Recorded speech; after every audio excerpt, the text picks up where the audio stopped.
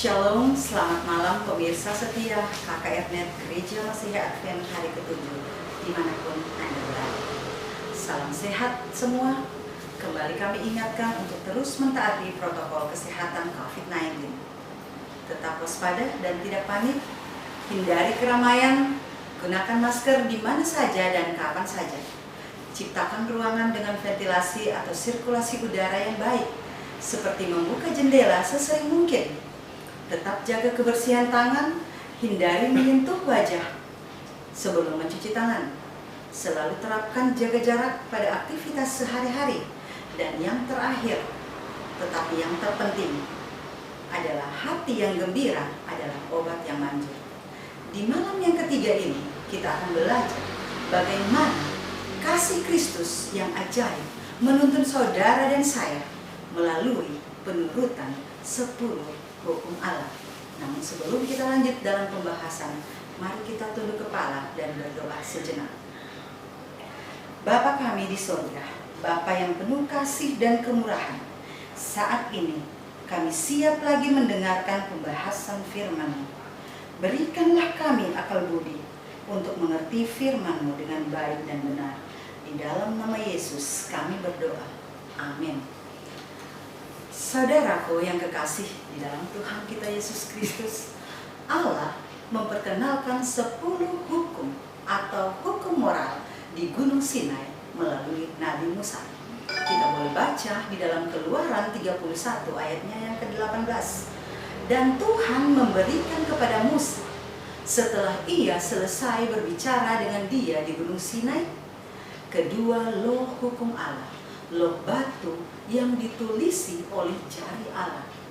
Saudaraku, satu-satunya bahagian Alkitab yang dituliskan oleh Allah sendiri adalah 10 perintah Allah.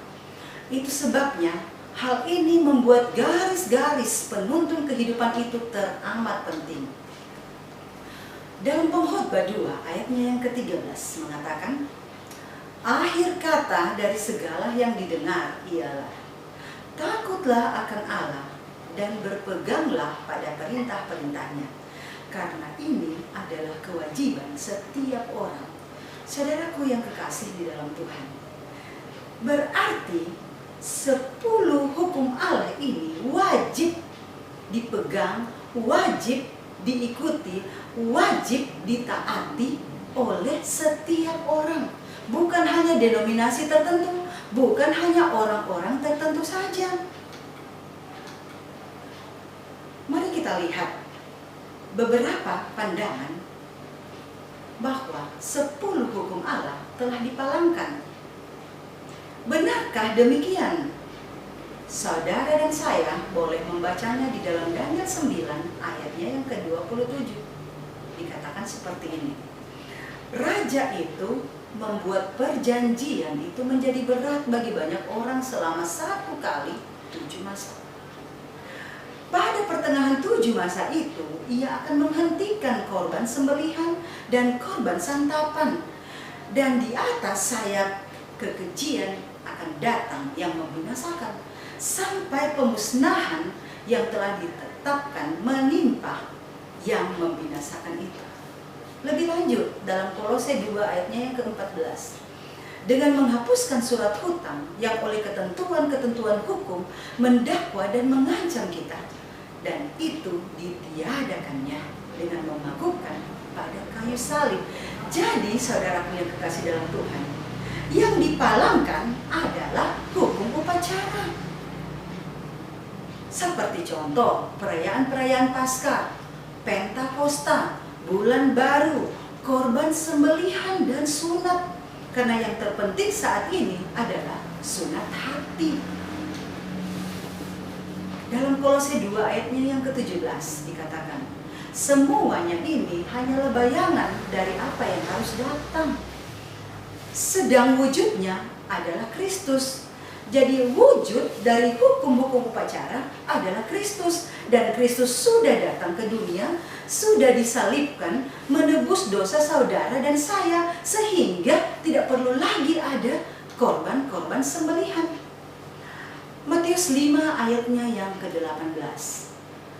Karena aku berkata kepadamu, sesungguhnya selama belum lenyap langit dan bumi ini, satu iota atau satu titik pun tidak akan ditiadakannya dari hukum Taurat sebelum semuanya terjadi.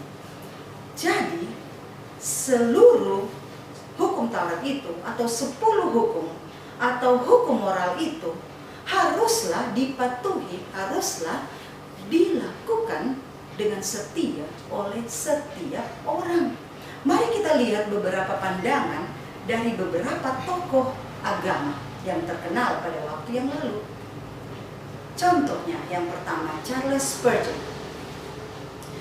Charles Spurgeon ini adalah pengkhotbah baptis terkenal di abad yang lalu. Apa yang dia katakan? Perintah hukum Allah itu adalah hukum ilahi, suci, surgawi, sempurna. Tidak ada perintah yang terlalu banyak, tidak ada perintah yang terlalu sedikit. Namun perintah hukum ini tidak ada bandingannya, sehingga kesempurnaannya adalah bukti keilahiannya. Jadi hukum ini sempurna menurut Charles Spurgeon. Kita lanjut dengan John Wesley, pendiri gereja Metodis, menuliskan tentang perintah hukum yang kekal ini. Perintah hukum moral terdapat di 10 hukum, katanya. Ia atau Kristus tidak menghapuskannya. Setiap bagian dari hukum itu haruslah tetap mengikat semua manusia di semua zaman. Jadi saudara, sampai pada zaman kita ini, kita diikat oleh hukum Taurat. Dan hukum Taurat itu tidak pernah dipalangkan ataupun dihapuskan. Nah, mari kita lihat apa yang akan setan lakukan bagi yang dengan setia memelihara hukum-hukum Allah. Dalam Wahyu 12 ayat 17 dikatakan, maka marahlah naga itu kepada perempuan itu, lalu pergi memerangi keturunannya yang lain yang menuruti hukum-hukum Allah dan memiliki kesaksian Yesus. Dalam Wahyu 19 ayat 10 bagian B dikatakan, sembahlah Allah karena kesaksian Yesus adalah roh nubuat. Saya mengajak saudara, marilah kita menjadi pelaku firman yang dibenci oleh setan, karena menurut hukum-hukum Allah dan percaya pada tulisan-tulisan roh nubuat yang ditulis oleh Nabi Ellen G. White. Sukarkah bagi saudara dan saya untuk menurut perintah hukum Allah itu? Dalam 1 Yohanes 5 ayatnya yang ketiga mengatakan, sebab inilah kasih kepada Allah, yaitu bahwa kita menuruti perintah-perintahnya. Perintah-perintahnya itu tidak berat. Lanjut dalam Ibrani 8 ayatnya yang ke-10. Aku akan menaruh hukumku, ini janji Yesus, dalam akal budi mereka dan menuliskannya dalam hati mereka. Saudaraku yang kekasih di dalam Tuhan, janji Yesus, perintahnya itu ringan, tidak berat, karena Dia akan menaruhnya di pikiran kita dan hati kita. Saya memberikan contoh. Ketika saudara dan saya akan masuk dan keluar rumah, sudah tertanam dalam pikiran saya dan saudara, juga di hati kita, bahwa ketika kita keluar ataupun masuk, kita harus melalui pintu, bukan jendela. Karena kalau kita lewat jendela, sudah tertanam dalam pikiran kita dan hati kita bahwa kita akan dikira pencuri. Sehingga secara otomatis kita akan selalu masuk dan keluar rumah melalui pintu. Begitu juga dengan hukum Allah. Di mana apapun kita lakukan, kita tidak membunuh, kita tidak mencuri, kita tidak berdusta. Mengapa? Karena sudah tertanam di pikiran kita dan hati kita bahwa itu adalah dosa. Mari kita lihat pembahasan 10 hukum Allah atau hukum moral di dalam Keluaran 20 ayatnya yang ketiga sampai ke-17. 10 hukum ini terbagi 2 bagian. Hukum pertama sampai yang keempat adalah menyatakan kasih kita kepada Yesus. Sedangkan hukum yang kelima sampai yang ke-10 menyatakan kasih kita pada sesama manusia. Kita mulai dengan Keluaran 20 ayatnya yang ketiga. Hukum pertama, jangan ada padamu Allah lain di hadapanku. Tuhan kita adalah Allah yang pencemburu. Dia tidak ingin diduakan oleh apapun dan dengan siapapun. Karena memang hanya Dia saja yang layak dipuji dan disembah oleh manusia. Tidak ada yang lain.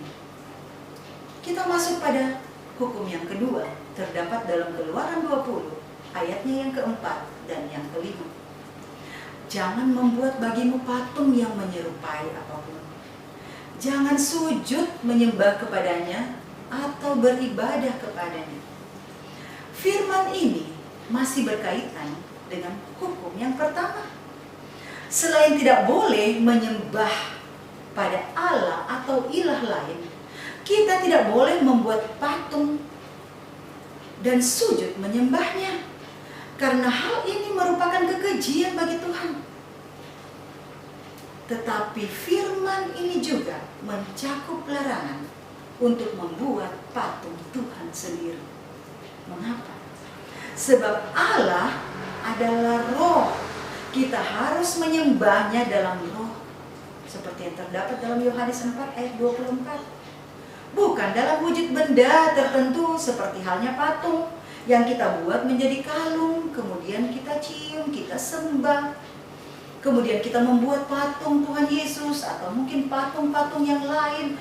Kita taruh di rumah kita, kemudian kita mulai datang berdoa di depan patung. Kita menyembah patung itu. Atau bahkan ada orang-orang yang masih percaya dengan ilah-ilah lain.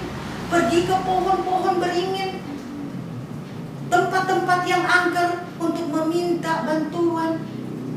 Hukum yang ketiga terdapat dalam Keluaran 20 ayatnya yang ke-7. Jangan menyebut nama Tuhan Allah dengan sembarangan. Firman yang ketiga ini berkaitan dengan sumpah. Dalam Imamat 19 ayatnya yang ke-12 berkata, tetapi Tuhan melarang mereka bersumpah palsu, tidak menepati sumpahnya, sehingga melanggar kekudusan nama Tuhan.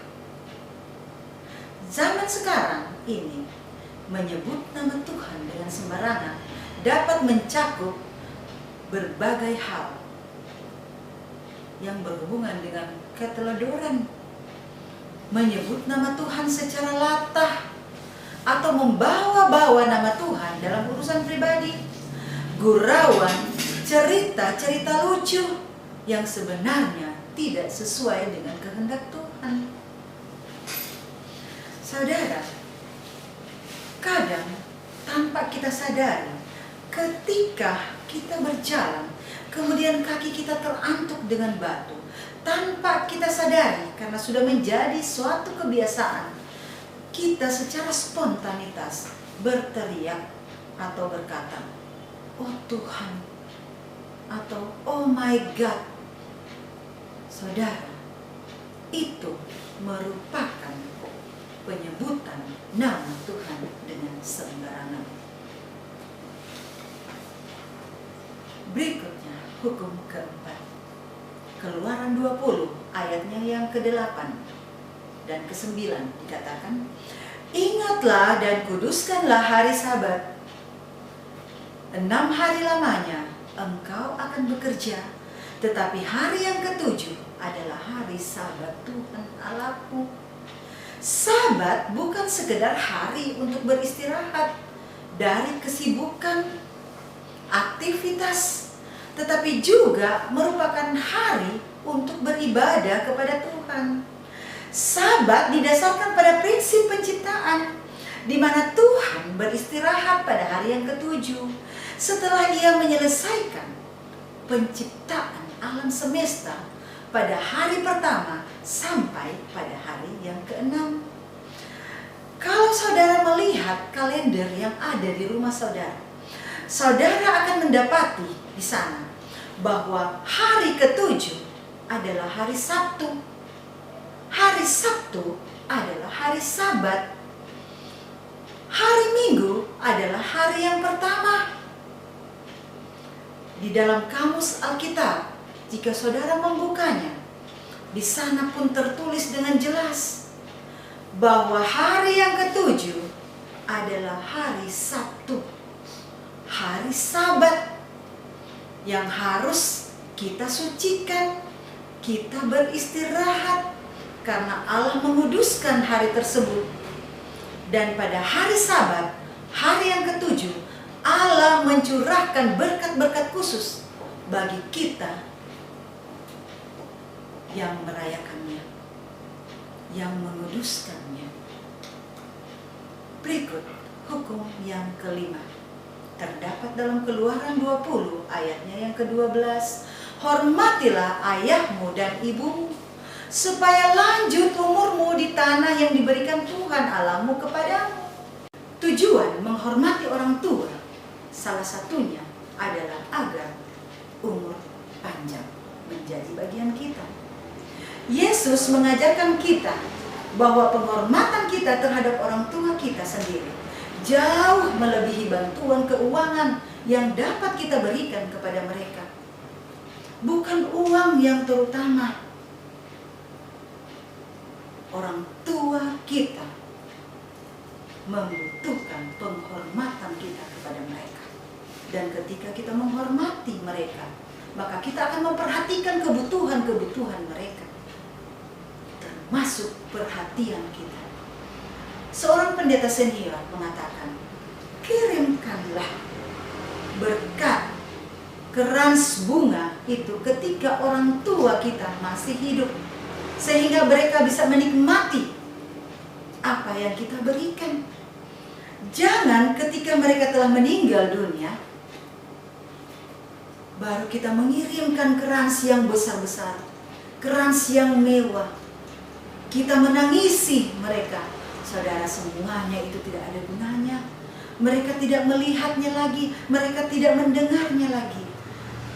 Untuk itu saya mengajak kepada saudara-saudara, sebagai anak, marilah kita memberikan penghormatan tertinggi, perhatian terbesar kita kepada orang tua kita di saat mereka masih hidup, sehingga kita pun mendapatkan berkat berlimpah, terutama berkat umur panjang. Hukum yang ke-6 dalam Keluaran 20 ayatnya yang ke-13. Jangan membunuh. Manusia adalah ciptaan Tuhan yang paling mulia. Karena itu, Tuhan melarang pembunuhan terhadap manusia ciptaannya, yang diciptakan sesuai dengan gambar dan rupa Allah sendiri. Bunuh diri sudah pasti tercakup dalam firman ini, karena jelas hal ini adalah perbuatan pembunuhan, sekalipun itu adalah diri kita sendiri. Bukan saja membunuh yang tidak boleh, bahkan dikatakan dalam Matius 5 ayatnya yang ke-21 sampai 22, marah dan menyebut seseorang dengan kata kafir pun sudah termasuk membunuh, dan karenanya patut dihukum. Saudaraku yang kekasih di dalam Tuhan, dengan demikian praktek yang mengkerdilkan nilai manusia, merendahkan manusia lain, menyiksa, membuatnya menderita, terbelenggu, memberangus, mengambil, merampas hak-haknya dan kebebasannya, dapat dikategorikan sebagai pembunuhan. Selain itu, firman Tuhan yang ke-6 ini juga mencakup larangan terhadap aborsi. Saudaraku, kita masuk pada hukum yang ke-7 dalam Keluaran 20 ayatnya yang ke-14, jangan berzina. Ini adalah larangan terhadap segala perbuatan hubungan seksual dengan orang yang bukan menjadi pasangan pasangan kita, entah yang sudah menikah maupun yang belum menikah. Bahkan lebih jauh, Tuhan Yesus mengatakan bahwa seorang laki-laki yang memandang seorang perempuan, demikian juga sebaliknya, dan menginginkannya, sudah termasuk berzina dengan dia di dalam hatinya. Karena itu telah melanggar firman yang ketujuh seperti tertulis dalam Matius 5 ayatnya yang ke-27 dan 28. Memang seperti kata Tuhan Yesus, dosa juga mencakup keinginan, bukan hanya perbuatan. Dan keinginan yang berdosa seperti berzina dimulai dari hati atau pikiran. Terdapat dalam Matius 5 ayatnya yang ke-19. Makanya saudaraku yang terkasih dalam Tuhan, sebagai umat Tuhan yang sejati, tentunya kita akan menjaga cara kita berpakaian. Jangan berpakaian seksi, jangan berpakaian terbuka, jangan berpakaian sempit yang bisa merangsang nafsu para pria untuk para wanita, sehingga kita tidak membuat mereka berzina di dalam hati maupun pikiran. Berikut hukum yang ke-8. Terdapat dalam Keluaran 20 ayatnya yang ke-15. Jangan mencuri. Firman Tuhan yang ke-8 ini memberi penghormatan atas milik pribadi seseorang. Dan mencuri yang dimaksud di sini menyangkut barang, benda maupun uang. Ada kaitan antara kemiskinan dengan mencuri dan juga sifat buruk. Untuk mengatasi hal ini, Rasul Paulus menasihatkan agar orang-orang percaya bekerja sehingga mendapatkan penghasilan, bahkan bisa membantu orang lain dan tidak lagi mencuri. Dalam Efesus 4 ayatnya yang ke-28. Pencurian pada masa kini dapat juga mencakup pencurian hak milik negara atau perusahaan yang dilakukan oleh orang-orang atas, orang-orang kaya. Juga mencakup pencurian waktu. Jangan lupa saudara, di mana seseorang bekerja dengan waktu yang tidak semestinya, datang terlambat di tempat kerja, atau pulang lebih awal dari waktu yang seharusnya.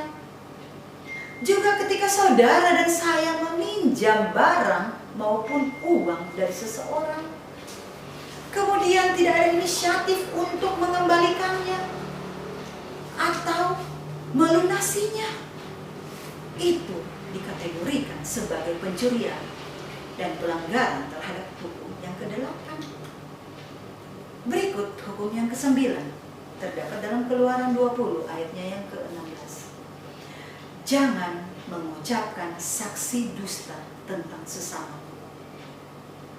Bersaksi dusta mencakup penyebaran berita hoaks tentang seseorang, memfitnah seseorang, mencemarkan nama baik seseorang, atau bahkan membunuh karakter seseorang yang dalam hukum sipil pun dilarang.